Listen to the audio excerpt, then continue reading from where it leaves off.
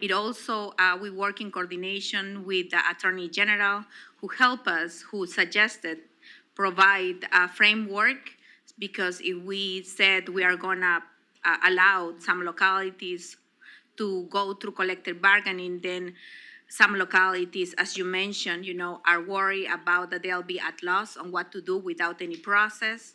The final thing that I would say, it also talks about creating a public elections, employee relations board, public employee relations board that will be a 3-member body that will be appointed by the governor. And there is money allocated in the House of Appropriations to help with the setup process. And it has, in the House, it came with 45 co-patrons and 54 Democrats voted for it. Thank you. And Mr. Chair, just one comment before we go. Sure. I just hope if this is going to go to conference that we recognize that in a lot of places that if we just have this be a free-for-all where there's a different process in all these different localities, that this may not work out as it might be intended by the sponsors. Well, if I can get language that everybody agrees to on a framework, but one of the things that she had in there was that if one of the elements voted to have that, but the local government didn't, they could force a vote. And mine is strictly local opt-in by local governments. Mr. Chairman? Yes. I'm not completely satisfied with your bill, but my thinking is if we get it conformed, they'll do what they need to do in the House. We'll do what we need to do in the Senate. We'll get it in conference and get it worked out. See if it works out. All right. There's been a motion and a second to conform 582 to Senate Bill 939. All those in favor of that, it would be then become a substitute. All those in favor say aye. Aye. All right, opposed? All right, the substitute is now before us. The motion would be, is there anyone who wants to testify in favor of the bill? Anyone in opposition? No, okay. Report, it should be report and refer to, whoops, here comes somebody. Okay.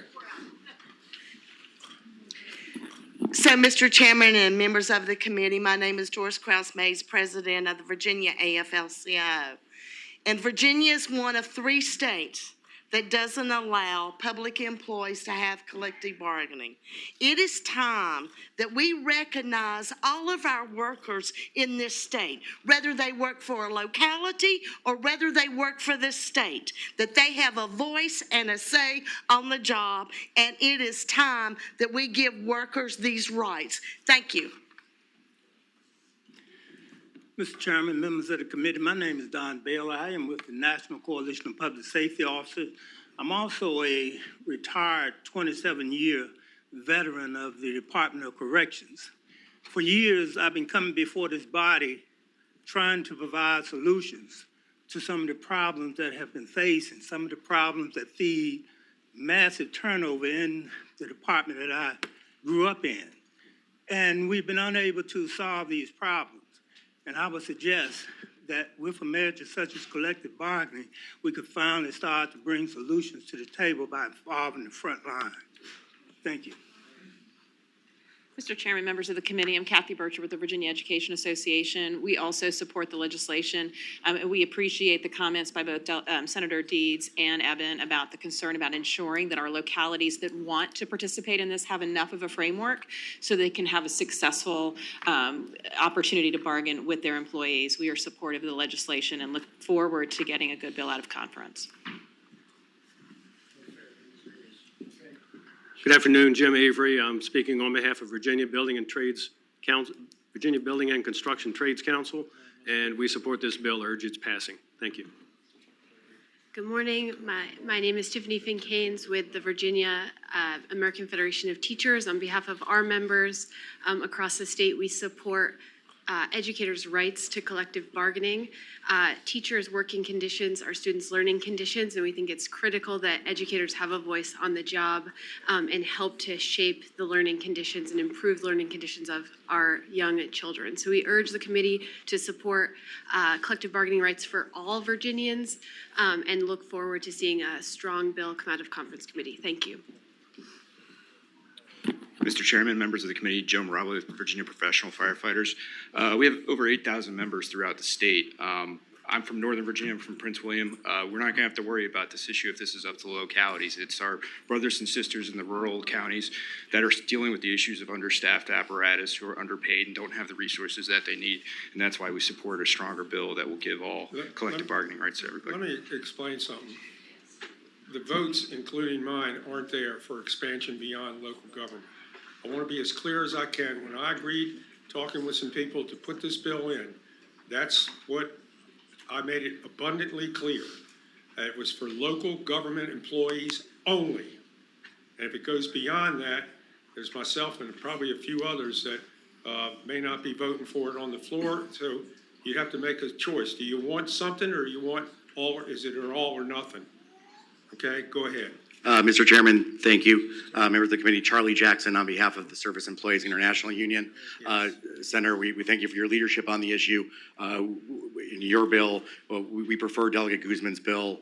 There's a lot of talk about mandates. We believe that Delegate Guzman's bill allows for the freedom for workers at a local level to unionize. We don't believe it's a mandate on the localities, but we believe each workers, local government workers, localities across the state deserve the freedom to have a union if they want one, that not to be controlled by their local board of supervisors. Thank you. Mr. Chairman, Alex Townsend on behalf of AFSCME. I just wanted to speak to what Senator Eben was saying earlier, that we also heard from just workers as well as some other, as we've been seeing counties and localities say that they need some form of a guideline or, to help them implement something that will come before them in terms of collective bargaining. So again, we also support a stronger bill in the form of Delegate Guzman's.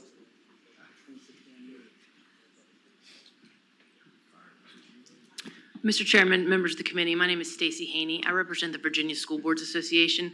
The Virginia School Boards Association is opposed to this legislation and opposes any legislation that would authorize collective bargaining for school employees. We've heard from teachers and proponents of the legislation. Again, I'm speaking only to the piece regarding schools, but what we've heard from teachers is that they hope to achieve through collective bargaining is better pay, more planning time, more support staff to reduce the burdens on teachers. And we agree that teachers deserve those things. What we disagree about is the best way to get those things. And if you believe, as we do, that teachers deserve more pay, then we think that the General Assembly should increase their pay. If you believe that too many demands have been placed on our teachers, as we do, then the solution to that is to eliminate the support staff cap. If you believe that teachers deserve more planning time, then give them more planning time. What we don't believe is that collective bargaining is the way to improve working conditions for our teachers. And so we don't believe that collective bargaining will solve these problems. We believe that collective bargaining will drive up costs and divert precious resources away from classrooms, and the money will instead be spent on lawyers and arbitrations and protracted bargaining and all the other costs that we know go along with collective bargaining and a unionized workforce. And we would urge that you not support this legislation. Thank you, Mr. Chairman. Hold on. Let me ask you something. I would assume that the local governments and local school boards know how to say no if it's not doable, okay? And there is a very strict prohibition in here against strikes. Okay, so you know what you can afford. I agree with you. The state needs to do more. I don't think anybody here would argue that we are underfunding K through 12. But I don't see if you got 46, 47 states that are doing this, and civilization is still going. The sun rises. It's not going to come apart. Because of a bill like mine or Delegate Guzman's. Thank you. Yeah, Mr. Chairman, I understood, although the numbers for teachers are different than for local governments. So for states that prohibit all local governments, I have heard it's 47, but states that prohibit teachers, it's actually 34, 36. So the states that prohibit, the numbers are much different when we're just talking about teachers. And again, that's the piece that I'm addressing. And actually, Mr. Chairman, to your point, I think if you read the bill carefully, this bill, your bill, arguably does allow teachers to strike. No, it doesn't. It doesn't allow employees of counties, cities, or towns to strike, but school board employees, teachers aren't employees of counties, cities, and towns. Teachers are employees of school boards. And so when you look at the definition, and I can give you the line number, Mr. Chairman. Local government employee, they're local employees, and if they strike, they're fired.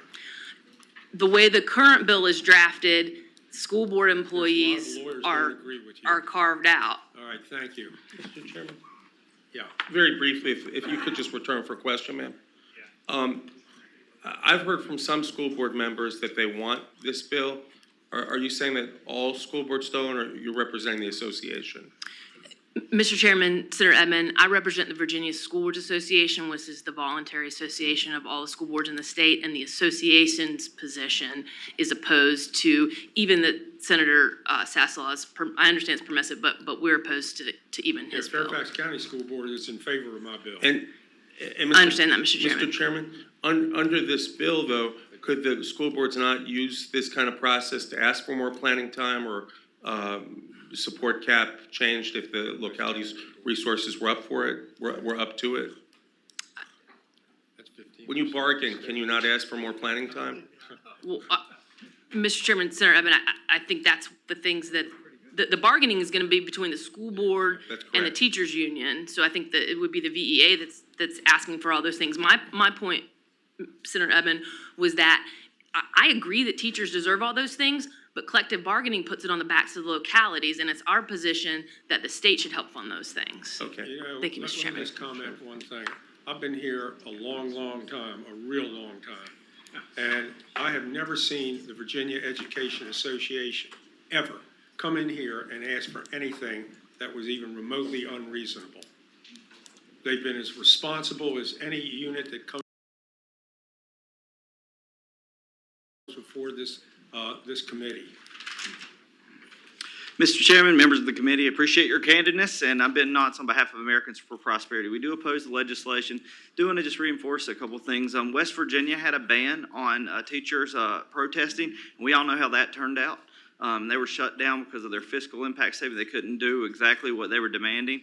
And I think the greater question is do we feel like the people advocating for this, like the VEA, that they lack lobbying power? Do we feel like that? And if you feel like you're being lobbied to them to pass this, I would say that suggests that, no, they don't lack that support. So I would just make the argument. And one more thing I did want to present is a recent article came out that said Virginia Education Association wants collective bargaining for teachers, but talks with its own employees led to lawsuits and sanctions. And I just want to submit that just as a highlight there. But we do appreciate the outcome and making sure people get paid, but we do oppose this legislation. Thank you. Mr. Chairman, members of the committee, I'm Eric Risen with the Virginia Chamber of Commerce. We have concerns with this legislation primarily because of the potential cost to the taxpayer, and just wanted to voice those concerns, and thank you for the consideration. Sure. Thank you. Mr. Chairman, members of the committee, John Kalb, National Right to Work Committee, here in opposition to this bill. The bill is bad for workers who do not want union representation. It's bad for taxpayers. The Heritage Foundation found a number of years ago that implementing bargaining increases the tax burden for a family of four by $3,000 a year. And it's bad for our representative form of government. As the North Carolina, U.S. District Court in North Carolina said, upholding their law banning public sector bargaining, to the extent that public employees gain power through recognition and collective bargaining, other interest groups with a right to a voice in the running of the government may be left out of vital political decisions. For all these reasons, I urge you to oppose this bill. Thank you. Mr. Chairman, Terry Durkin representing the Roanoke Regional Chamber of Commerce, and we oppose this bill. Mr. Chairman, Brett Vassey, Virginia Manufacturers Association. We associate our comments with the previous speakers. We oppose the bill. Mr. Chairman, Nicole Riley with NFIB representing small business owners. Our small business owners are concerned about the very strong likelihood of their property taxes being increased. The fact that this would limit the flexibility of trying to address salaries in downturn times, and whether or not you're faced with a contract that is arbitrarily demanding and requires a pay increase during a downtime. Our members are very concerned that they would see their property taxes raised. Thank you. Mr. Chairman, Jeremy Bennett with the Virginia Association of Counties. Just want to say that we oppose any effort to mandate collective bargaining upon public employees. My bill doesn't do that. And appreciate working with your office to address some of those concerns.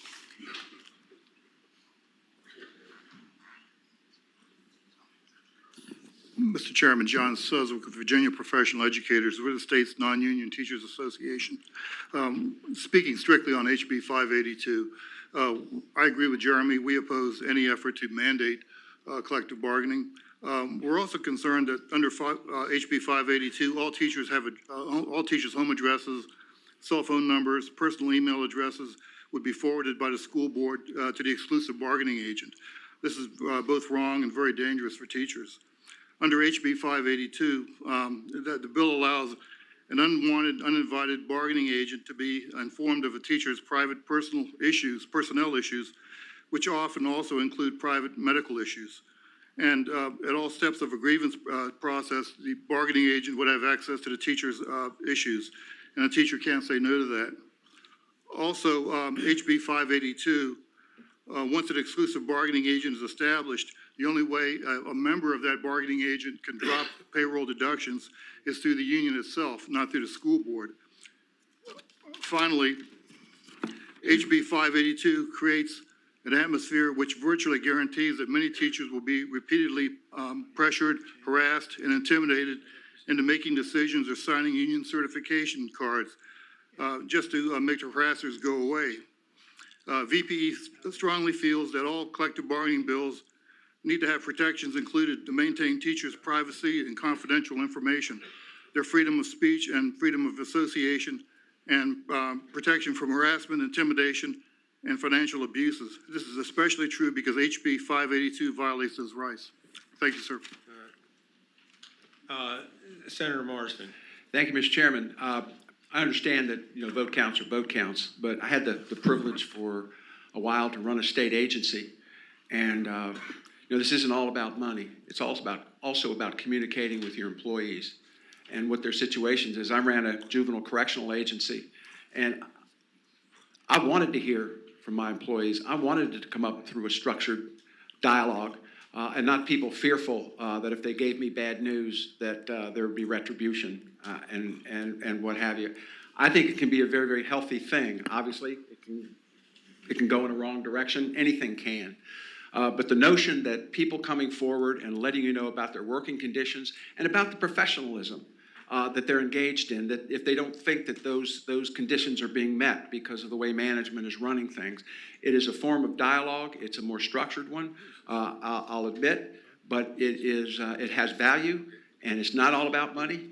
And I hope that in the conference that's likely to take place here is that we move more in that direction, and for the state to mandate it on localities and not take on the responsibility themselves makes me a little uncomfortable, but I get it. Thank you.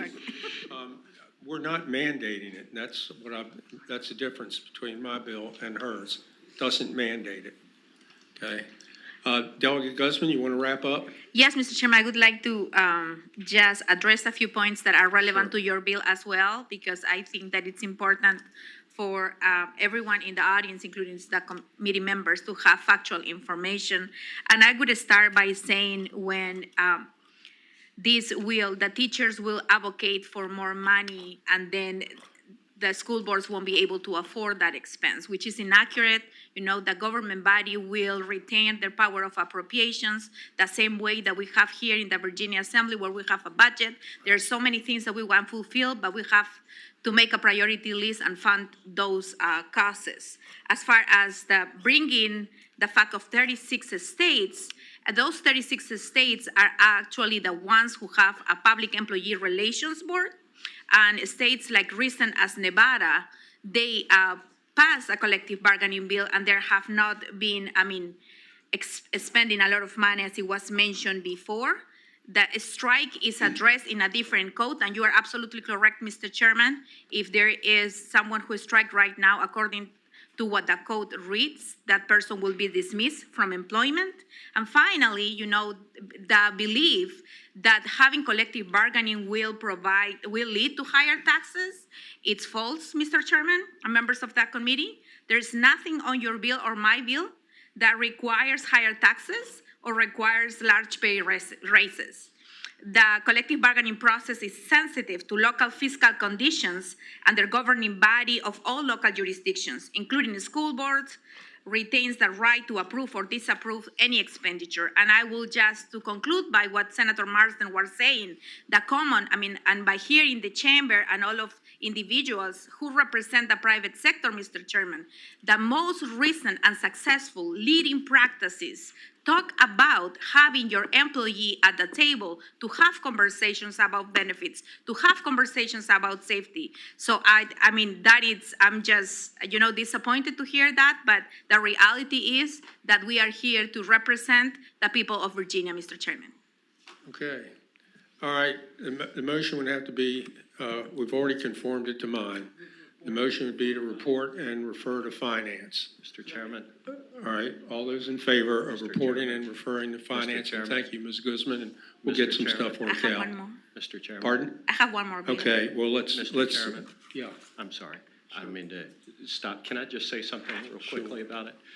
I did hear somebody, I think it was Senator Marsden, say that it's not always about money. But I would respectfully submit that in this case, it is all about money. And I will tell you that I have not heard from a single teacher, frontline teacher in my district who has been asking me for this bill. What I have heard is from the VEA. I have heard from public employee unions and other organized labor groups, and I understand how it works. This is like so many other bills that we've seen this year. I mean, I was born at night, but not last night. I understand that this is just a start. And while this doesn't include provisions for striking, and it's permissive, I know it's coming. What we have here is an ability for the public employee unions, VEA and others, to raise money, to force teachers into membership, into paying dues. Those dues are going to be used for reasons that are maybe unrelated to the priorities of those frontline teachers. We have seen millions and millions of public employee union dues spent in political races in Virginia. And I hear people talking about not wanting to have big money determine the outcome of races. But you look at some of the races over the course of the past couple of years, and we've seen an enormous sum from public employee unions coming in. And this is going to be the biggest coup that public employee unions in Virginia and organizations have had in their fundraising capability, and they're going to celebrate this, and it's going to impact elections in the future, and is going to impact policy in the future. And I appreciate what the chairman said about not wanting, not permitting striking, not wanting and not permitting state employee collective bargaining. And I take him at his word, and I believe him with all of my heart. But it's coming. If we pass this, it is coming. Mark my words. Senator Norman. Mr. Chairman, a little different take on it. We've got a very ambitious agenda that you are trying desperately to manage, and there's a lot of things that can be said about you, Mr. Chairman, but the clarity with which you speak is certainly not a criticism that can come up.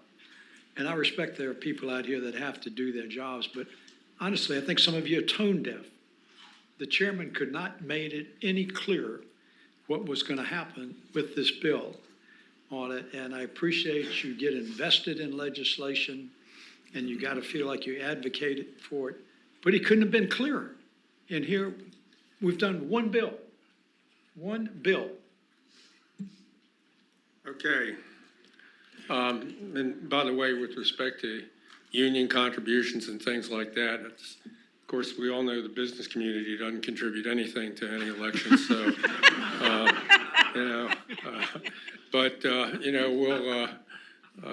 we'll let it go with that. Anyway, all right, we got a motion to report and refer to finance. All those in favor of reporting and referring to finance, vote aye. Those opposed, nay. All right. Ayes 12, noes 3. All right, bill is reported and referred